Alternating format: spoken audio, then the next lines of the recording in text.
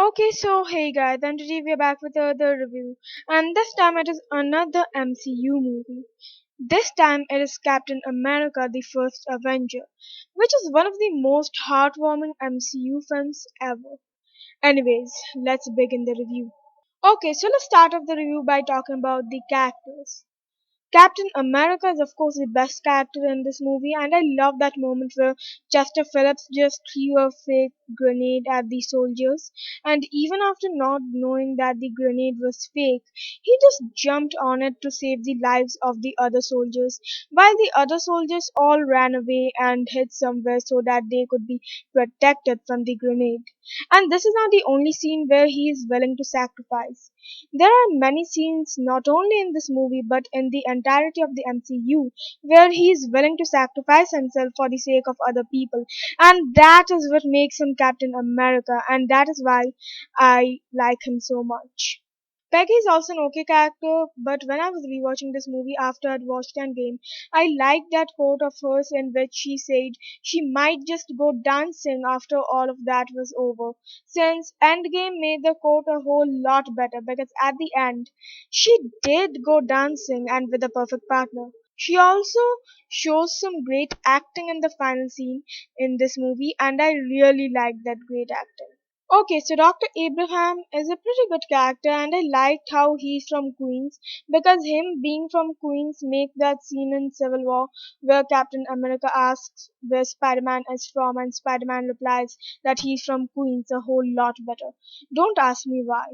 Chester Phillips is also a great character, and I would say that he's the funniest and most enjoyable character of this movie. Now, I liked Bucky for the first half of the movie, but in the second half, he kind of seems jealous of Captain America, so yeah, I'm not really a big fan of second half Bucky.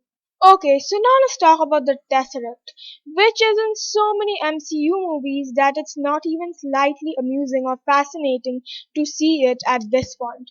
However, when I first saw the Tesseract in this movie, I was so fascinated by it and its grand introduction. It seemed beautiful to me the first time I saw it. And if the Tesseract can be so powerful if it's weaponized, then can you imagine what the Power Stone could do if it was weaponized? That would do a lot of damage. It's interesting to think what the Time and Reality Stone would be able to do if they were weaponized too. Okay, so now let's finally talk about Red Skull. He is pretty much insane and also very intimidating as a villain. Weirdly enough, the Red Skull with the mask seems more insane and intimidating to me than the Red Skull without the mask. Even though the Red Skull without the mask is clearly supposed to be scarier, more intimidating, and look more insane. My favorite Red Skull scene has to be that fight on the bridge with Captain America since that was great. I liked how Captain America's punch shifted the mask a little bit, which gave us a hint at Red Skull's true face. And the Red Skull face reveal was just great. The fiery background added a lot to the reveal, to be honest, because I think it made the reveal a little more dramatic, which made it a lot more awesome. Also, why doesn't he put on that mask again after he revealed his true face? I know that he threw it down and burned the mask, but how hard would it really be to make another mask like that? Like he was wearing it because he didn't want to reveal his face to everyone in the first place, right? Okay, so in the final scene, Captain America defeats all the Hydra soldiers not only through his strength but also his intelligence, and finally faces Red Skull once again. I was actually scared for him here since Red Skull had such a powerful weapon, and one shot on him could completely vaporize him into nothingness. However, thankfully, Captain America won this short-lived fight due to Red Skull foolishly grabbing the Tesseract and getting teleported to Warming. It's kind of sad how such an evil person didn't get punished for committing his evil acts and just got teleported to another planet. And no, being a guardian of one of the six most powerful objects in this universe is not a punishment. Anyways, after the scene, the Tesseract hits the floor of the plane and melts right through it. So, if it teleported Red Skull, why didn't it teleport the plane too? Does it only teleport living beings to other planets if they touch them? Does it know if the thing touching it is a living being or not? Does the Tesseract have a mind of its own or something?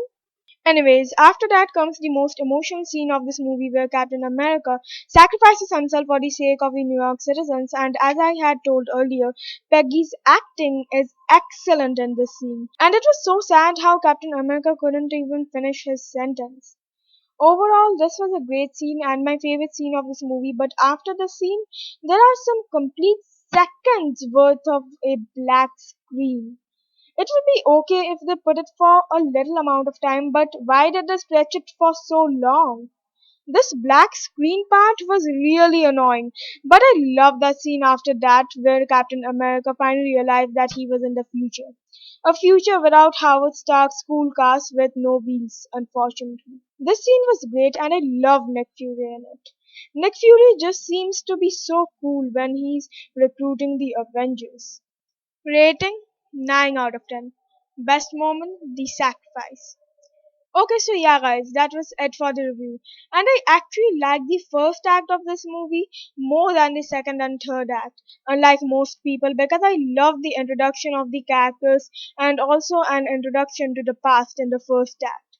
Anyways, guys, don't forget to like, comment, share, and of course, subscribe. And so, yeah, guys, bye.